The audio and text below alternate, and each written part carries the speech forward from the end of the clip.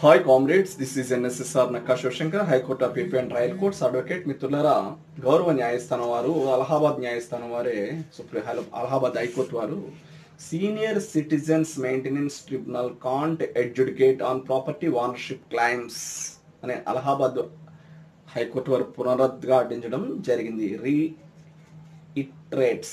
పునరుద్ఘాటించడం జరిగింది. మిత్రులారా, Allahabad High Court has held that the Maintenance Tribunal under Section 7 of the Senior Citizens Act 2007 does not have the power to adjudicate property ownership claims, especially in case of third-party dispute, and the same must be adjudicated before the civil courts. అంటే senior citizenship act ఏదైతే మనకు citizens act 2007 ఏదైతే ఉందో, section 7 ప్రకారం వారికి they have no right to adjudicate property ownership claims.